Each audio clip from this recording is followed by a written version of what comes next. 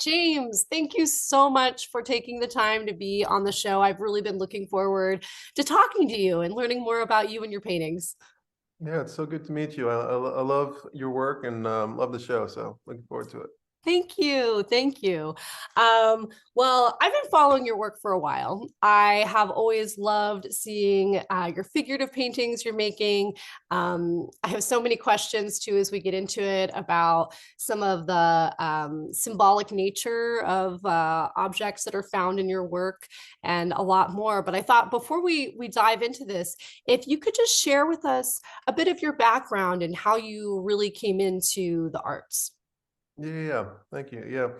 So I grew up in Massachusetts, which I've now returned to in Waltham. So I'm definitely like a product of the Northeast, and specifically, from my particular parents. I say that because I grew up here in the 80s. So at the time that, like, in New York, Basquiat was doing his thing and graffiti was happening and everything was popping off. I was going to the Boston MFA and looking at Sargent or Winslow Homer, Andrew Wyeth. So those early experiences definitely carried through, even as I've continued to obviously have a much different, wide kind of knowledge base of art history.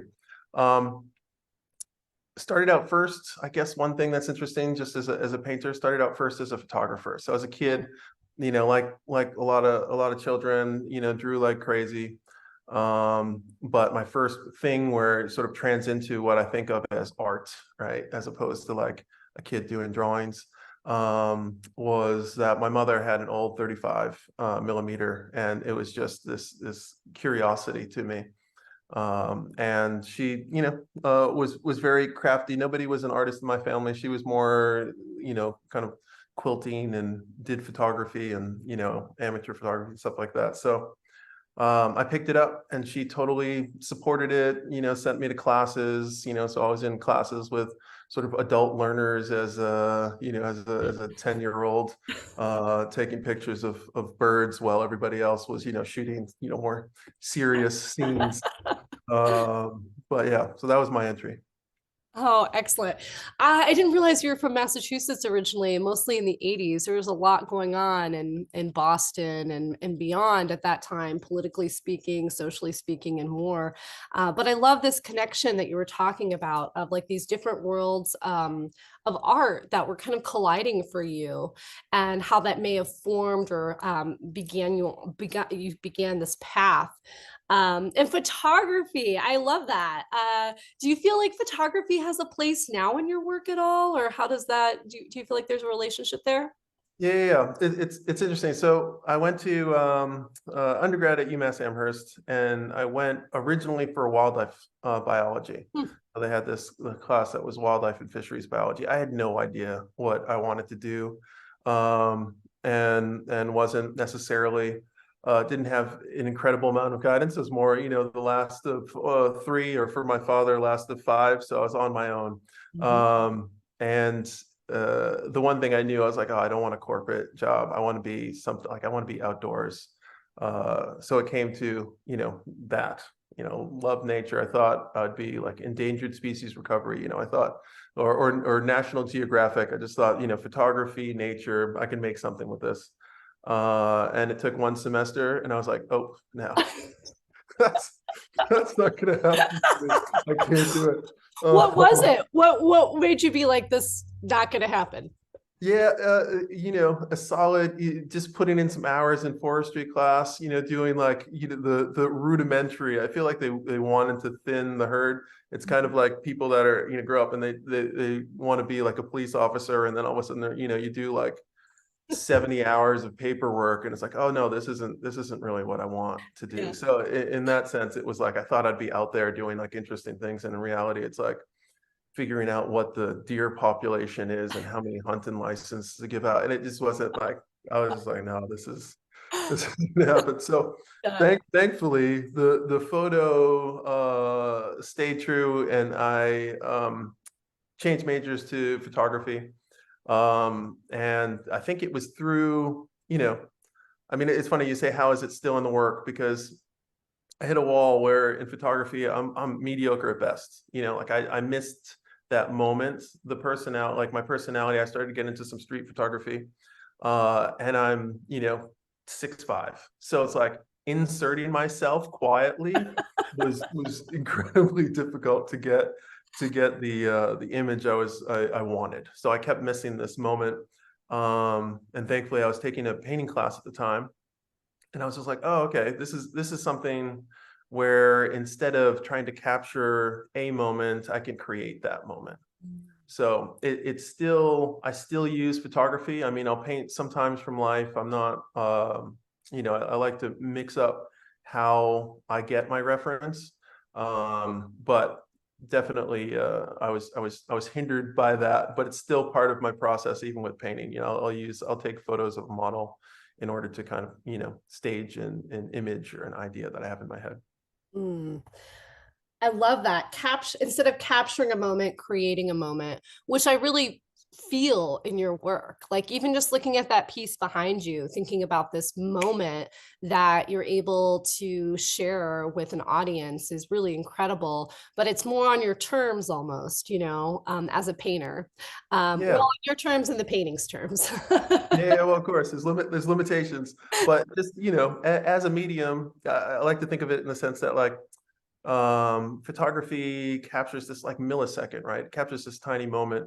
But even if you're using a photo reference, the act of painting, just the material itself lends this a kind of quiet energy to it, you know? So it lends the time in which you're working, I find embeds itself in that image and is able to be read by a viewer. And I think part of that goes back to, I guess, you know, as I said, the Northeast, it's like you look at a Sargent painting, whether you like him or not, or interested in that sort of genre, if you're especially the figure paintings, the person sitting there in the room with you, in a sense, right? There's like an energy to the figure where it has an actual presence, and I think that's what, you know, really got me interested in figurative painting in particular. Yeah, I feel like there's this humanity present in the work Mm. where you think about them even making it and how they had to spend those hours in front of that canvas or surface that you're also standing in front of, that Yeah. there's that in addition to just being able to see those marks that create a painting, that you're right. I love photography. In fact, for a hot second, I thought about photography, but for me, it became more of I wanted to build the image rather than just having to look at something and take it. Like Yeah. there was a disconnect there. Yeah. Um, so you end up becoming a painter. Can you take us Mhm. into what it was like after that? You make this decision and you have just kept going. Yeah, made the decision, kept going. You know, a Mandarin painter, like you know, I think at one point, because at the time I was in undergrad and moved to New York right afterwards, just late 99, early 2000. So once you hit the city and you're going and looking, I was an art handler for a long time, so you're seeing a lot. One of the biggest things that was probably the most impactful for me as a young artist was installation art was really big. So for a little while there, that was something that I was after. I wasn't just interested. I was still painting, but I wasn't just interested in the you know, say the portrait. I was interested in creating the environment in which the portrait was placed in. And I thought it was like a really great medium, you know, installation, as far as I was like, oh, I can do anything. I can do photography, I can do video, I'll put all these things in there, hide stuff, etc. And then in going to grad school, I went to Columbia for grad, and purposefully, because it was interdisciplinary, became a painter. So it's like once I was in this format, right? In this format where you were able to do whatever you want, everybody was having, you know, you're having conversations with sculptors, photographers, printmakers, like whoever, whatever their main source was, that, you know, we were all together. And in that environment, I was like, oh yeah, no, I've got a lot to do just to figure out, you know, what to do in this rectangle. So I'm gonna, you know, rein it in and just focus on how to use paint and how many things I can, you know, kind of push along with this.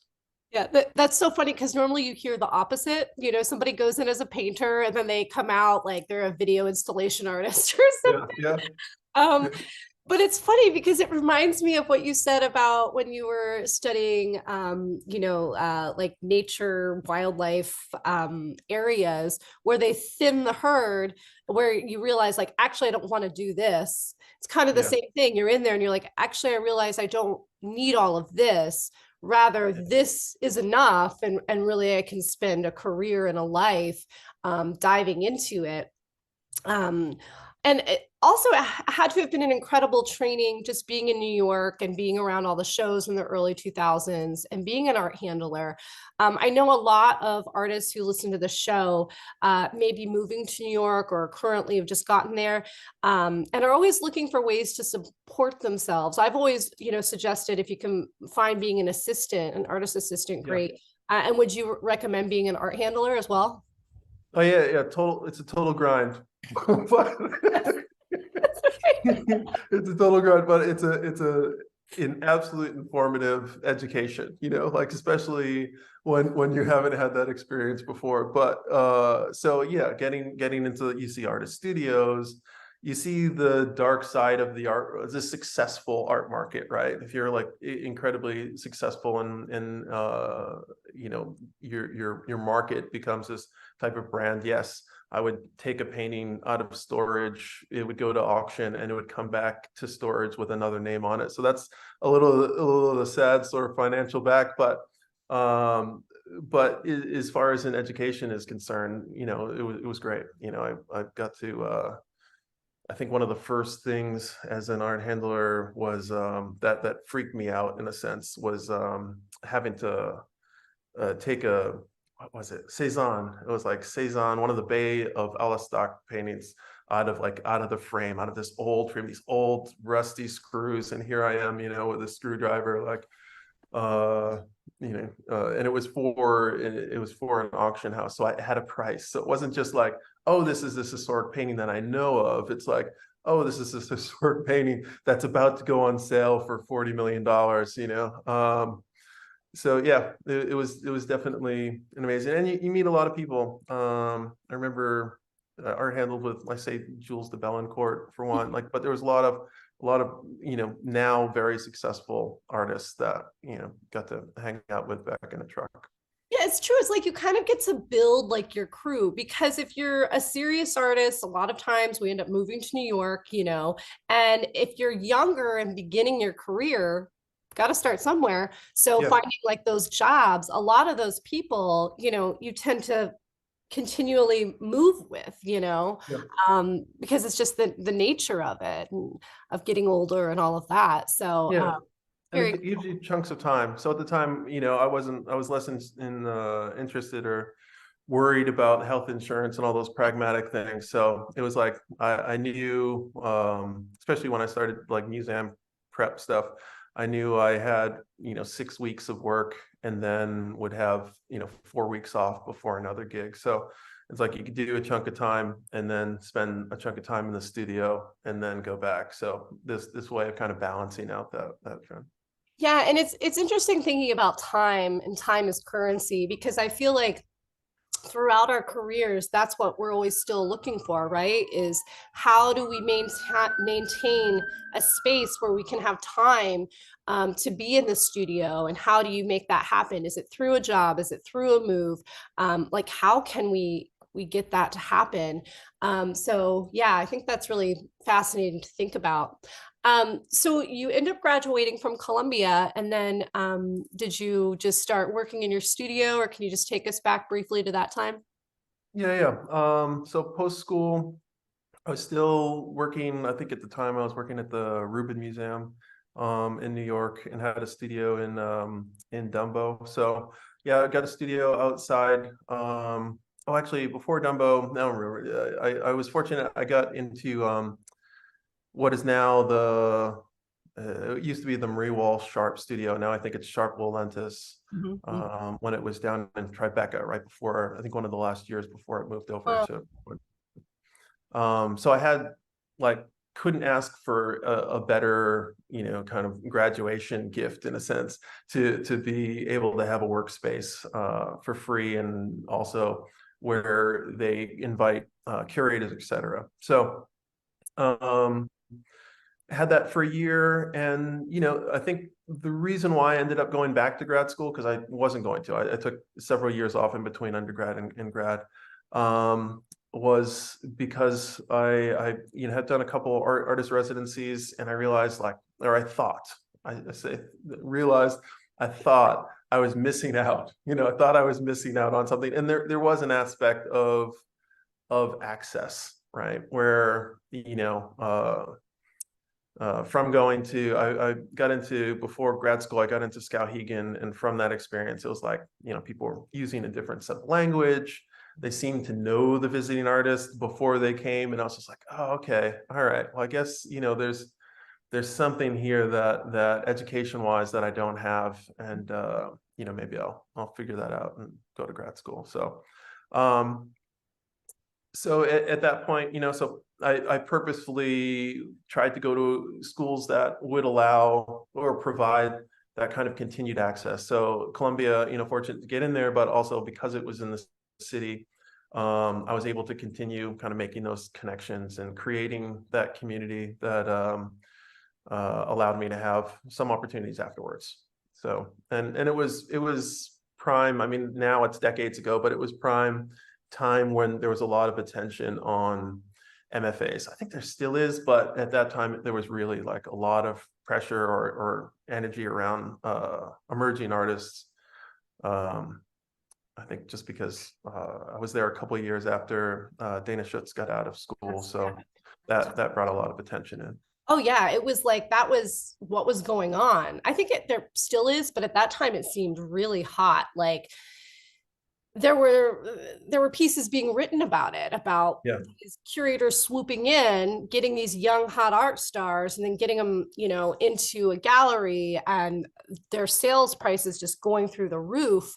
And and Columbia was in the hot seat with that too. I mean, there's a lot. So that had to have been interesting being in that space. It was. I mean, in the studio itself, you didn't think about it as much, but you knew, like, it was the students were aware. So it wasn't like you were just working in perfect kind of isolation. You were aware of the potential. You had people coming through your studios that were curating exhibitions, or definitely in the thesis shows, collectors came by and bought work. So it was a little bit of that extra pressure that I think some people don't exactly want. They want their grad school to be this moment, and it was of experimentation, but you did have this other overarching thing. You weren't unaware of the market or of career.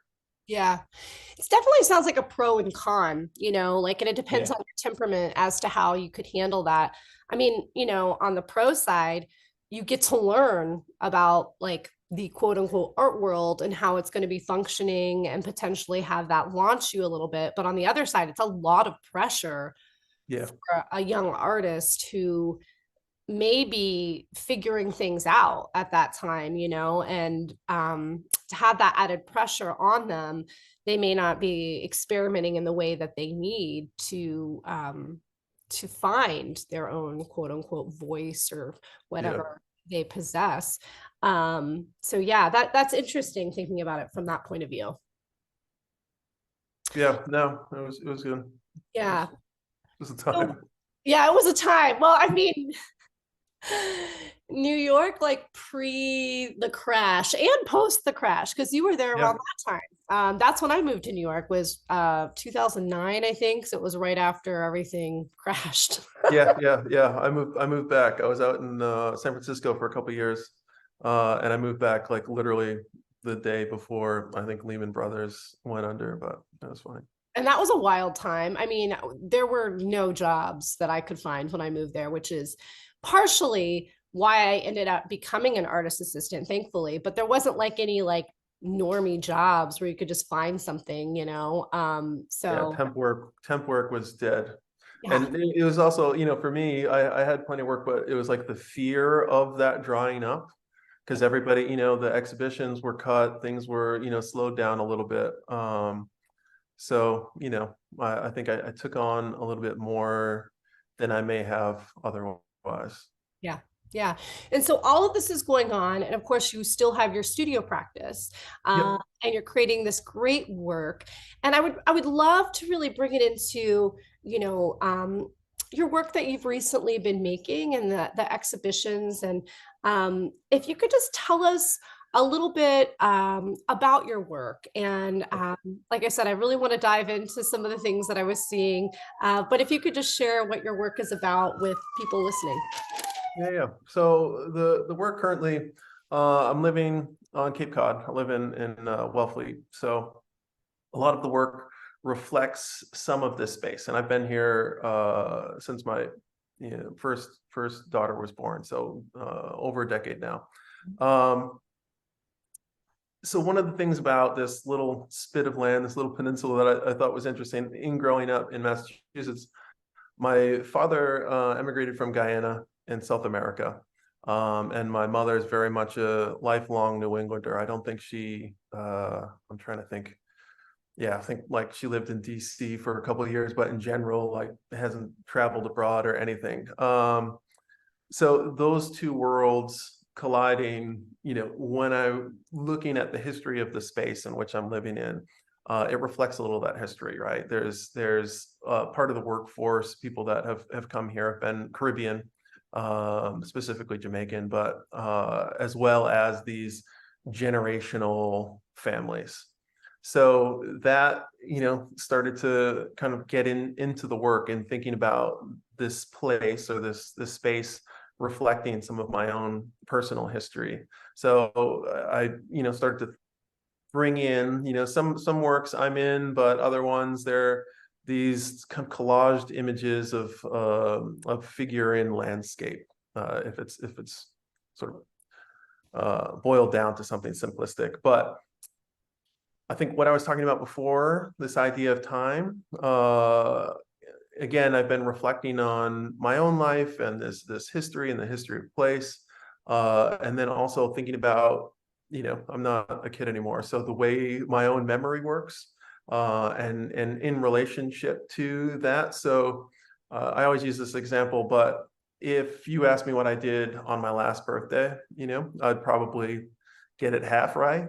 And then there would be portions from maybe like 2 years ago or 5 years ago. There might be a moment that is all sort of colliding in if I'm having to recall this one thing. So I started to think about how that would look or how you would think about time differently within a painting, and whether I could use collage, basically is the way collage references I use in order to recreate that kind of dichotomy in the painting. So trying to kind of stretch something else. So there'll be moments where 2 different times a day, there might be multiple suns in some images, but at the same time, if you look really quickly, it just looks like one scene. But if you take that longer look, you'll realize it breaks down and there's sort of multiple landscapes, et cetera, in there. Mm. Now, when you're talking about your collaged references, do you create collages first that you are working from, or do you actually include collage in the pieces themselves? Yeah, only for the reference. So the paintings itself is just a painting, like just a straight oil on canvas. But sort of utilizing collage to build that kind of allegorical image, I guess. Mhm. Yeah, one of the questions I had, because when I'm looking at your work, I definitely get this fractured sense of time, or that these are psychological landscapes of sorts. Uh, and that's where my questions start to arise, because there's also, in addition to these like really wonderful portraits that you create, these pieces where you have people interacting with animals, um, Hmm. which now hearing like your interest previously or when you were younger, I find, it comes together a bit. But that, and then yeah, the moons and suns are in so many of the pieces. And that was, I was wondering, like, the skies, or like Mm. having areas that are surrounding the moon that feel like they are separate from the sky as well. If you could talk a little bit more about that. Yeah. So part of it is, if you've ever been down there, there's these moments, especially in Provincetown, where it's like the majority of the town is right on the bay. Mhm. Um, it started with that, where you literally walking down the street, you just get these moments in between the buildings where you're seeing the ocean, these sort of fractured little moments that sort of blurred by, which made me, kind of think about, in constructing an image, playing around with, as I was saying, like stretching out this sense of time, but also what you could do with those spaces in between, what you could do with those kind of like those portals, those escapes, having them, have this moment of playing around with this kind of symbolic moment. So sometimes it'll just be water, other times, moon, or, these other sort of subtle things. Mostly I put them in to create just an underlying sort of emotional reaction, something that's familiar to a viewer on, a subconscious level, as opposed to it always being readily available or understandable. Uh, Similar to how people use color, just as an emotive quality. So in this case, it'll be familiar kind of snippets of imagery. I love that. You mentioned earlier that you moved to your current location around the time that you had your first child. Yeah, So my question becomes, did becoming a parent impact your paintings? definitely, definitely. So one thing that, I don't know, on another level, is having them, bringing them into the work, right? There's a number of paintings that are specifically in reaction to my own emotional kind of feelings on children. Um, just thinking about one where it's my daughter, one of the first sort of collage ones that early ones that I did, which was my daughter with a fox, right? And she's kind of sitting there, looking, with this, sort of fox kind of peeking up on her. And the whole, background wasn't this elaborate idea. It was just, how do I emphasize this fragility of this innocent child at this moment? How do I represent that, within a painting? And that was just the way, sort of what came to me. Great. And then, I talked to a lot of artists, mainly a lot of women artists who are having children. And because I'm a woman and I have children and I am an artist, I tend to view it through that lens. But I had a really great conversation on the podcast with Kim Dorland, who discussed how Mm. it impacted him becoming a father, and it impacted his work, but it also impacted the making of the work, like the time, the dealing with different people, all of that. And it really allowed me to expand my view, and realize that I'd kind of been excluding male artists from this Mm. experience. And of course, we have different experiences having children, that Yeah. surround it, physically, socially, etc. But did you feel that having children impacted your studio time, or just how you were approaching your work and not just the work itself? Yeah, yeah. I mean, similar to, so my wife would be very quick as Yeah. far as the sort of the differences. We're both makers. So she's a writer. We actually met at a residency here in Provincetown. So there's not the like biological call, as she would say, to the need to have your own space, but then also not be able to fully sometimes inhabit it. So for me, it was more just the pragmatic of sharing time, of sharing studio time, etc. So you got in the physical, mental exhaustion, right? You don't have an endless ability to think creatively, right? It is a challenge. It is something that you need to kind of embed yourself into that world in order for it to come easily. But learning how to do a lot in a short period of time. So as opposed to having that like endless, sort of 12-hour stretch where you can, sit, take a nap, get up, look at something, make a few marks, go out, grab a sandwich, come back, look again, make a few more marks.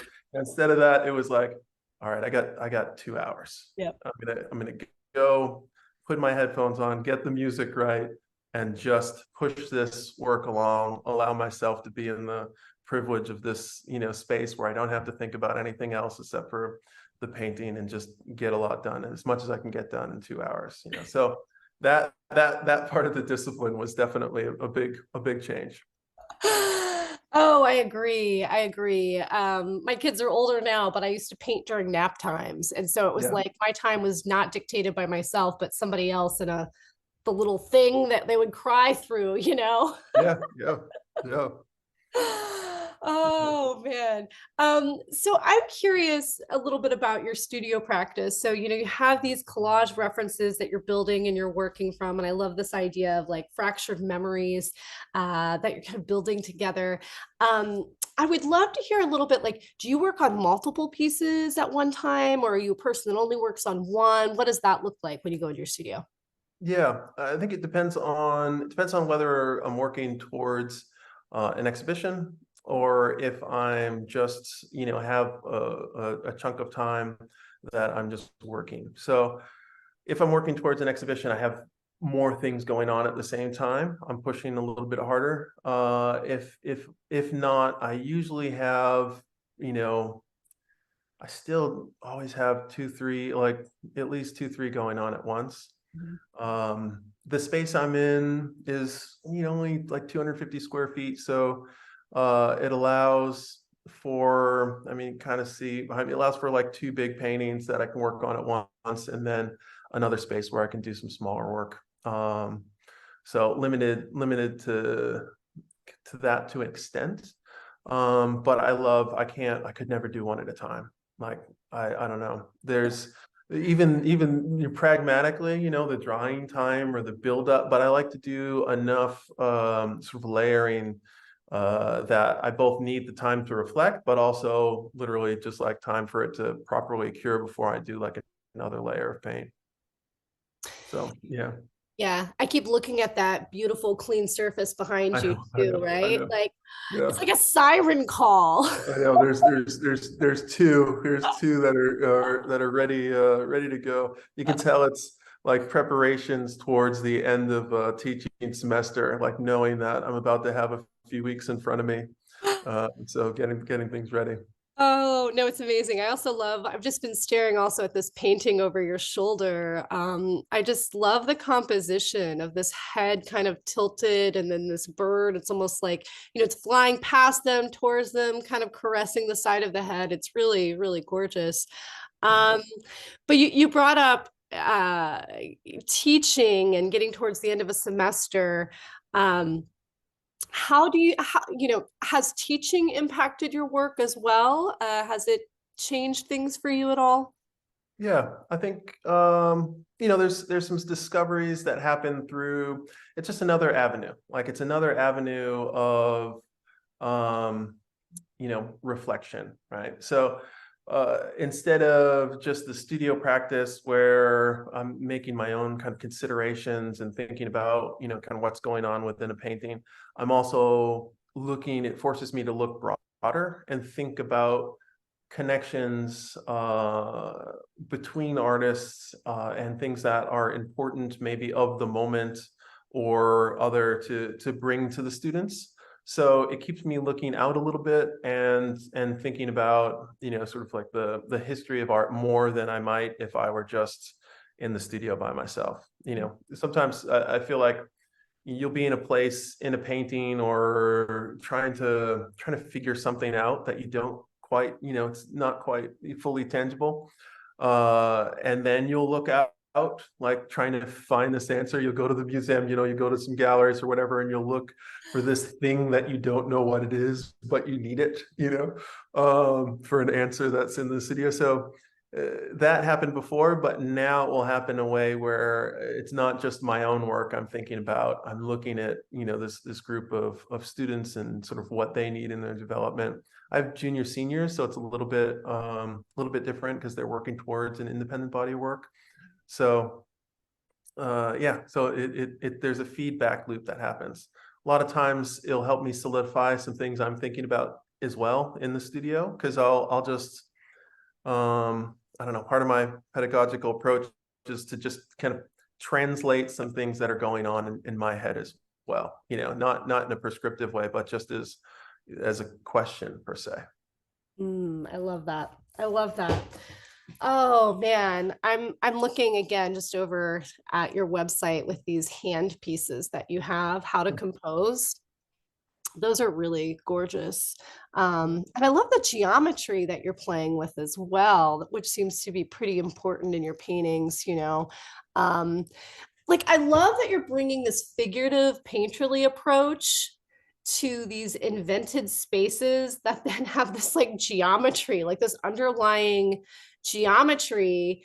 I mean, all paintings have that, but I think you're highlighting it a little bit, but in a way that makes sense. And you're kind of answering this problem that I think a lot of, like, I was trained as a figurative painter, and I always wanted to make figurative paintings that were also, like abstract paintings, and like, how do you ride that line? And I feel like you're riding that line very beautifully, Oh, thank you. Yeah, I there's times where I go into these moments where I want to push it more, like leave realism more and kind of flattening out space a little bit, and then I'm painting too long. Just what was simplified starts to become rendered, but that's one of the things I think about. I mean, I love mark making, and I feel like as far as how you're rubbing against other processes, through, I'm not a printmaker, but through going through printmaking makes you think about how to build up a surface differently, like how to get to an image in a different way. So part of that has impacted the way that I paint, so that layering or masking off areas, or thinking about something that's a hard edge cut as opposed to integrating it within the formal scene. So love to play. Yeah, and it balances out so wonderfully, you know what I mean, where they're all in conversation in a way that makes sense, so I think that's really gorgeous. So I'd love to ask you the question about if there's any advice that you've received as an artist, or from maybe a mentor, or advice that you like to give your students that you would like to share with everybody listening. Yeah, I think a lot of things is, it's like, how do you keep things going? I think figuring out how, and this is something that I talk about with the students, and I try to embed in the material, is like, when you're on your own, right? So when you're on your own, how do you keep that discipline going? And also, how do you, when things are difficult, how do you get through these moments and keep the energy going? So it's like figuring out a way in your process for different times of life, right? We all want to just be able to focus purely on would love to focus purely in the studio and have that sustain itself and sustain our lives. But, especially early on, you definitely, usually need to have another job, and sometimes it's related, sometimes not.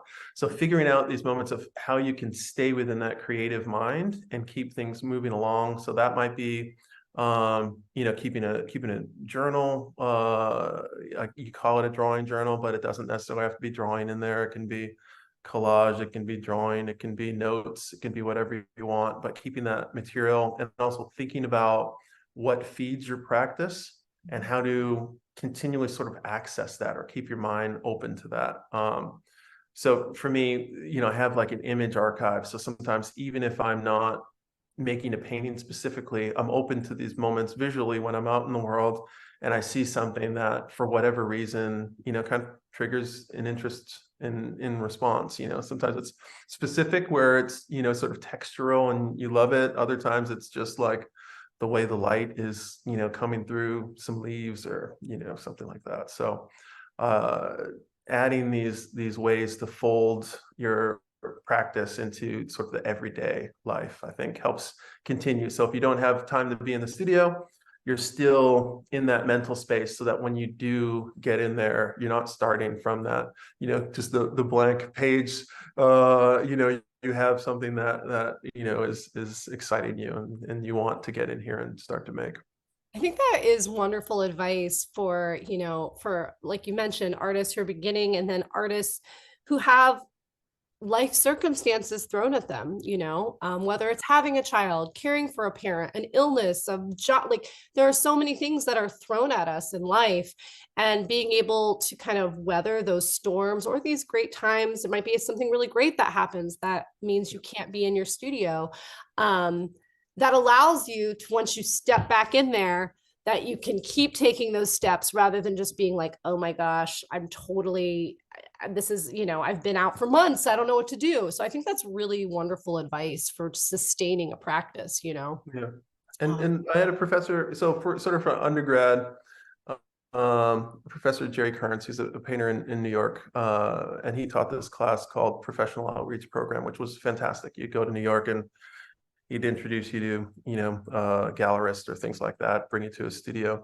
And he used to say, artists are weedy, right? We'll make something happen wherever we are, but you have to be able to transition into the situation you're in. So if all of a sudden you're in studio apartment in New York and you're working a lot and you're used to making, these big paintings when you're in school or something, next thing you know, it's like, don't stop, convert your practice to where you are. So if you have a desk, and that's it, like figure it out, make desk sized works for a while, just like convert the work to your situation as opposed to not doing anything because you're not able to say, paint at the scale you want or whatnot.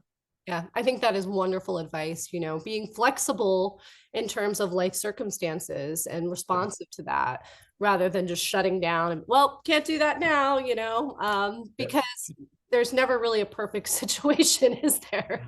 Yeah, persistence. And even when an artist is successful, you still need that that level-headed sort of persistence and that discipline in order to get you through those, highs and lows. Yeah. Oh, well, this has been such a pleasure talking to you about your life and practice. So again, I just want to say thank you for taking the time out of your day to be on the show and to talk with me. Yeah, thank you. Thank you so much. I really appreciate it. Yeah. And so before we jump off here, James, if you could share where we can find you online or on Instagram, websites, anything like that. All right. Yeah. Instagram handle is James E. Stanley. So just my name, one word. Website is jameseverettstanley.com. And also, current last exhibition was at Hirschl and Adler. So I have some work up on their website as well. Great, great. Well, we'll definitely be sharing that over on the show notes and on our Instagram so you guys can follow along and see what James is doing and check out his incredible work. So again, James, just thank you so much. Thank you so much. Bye. Bye.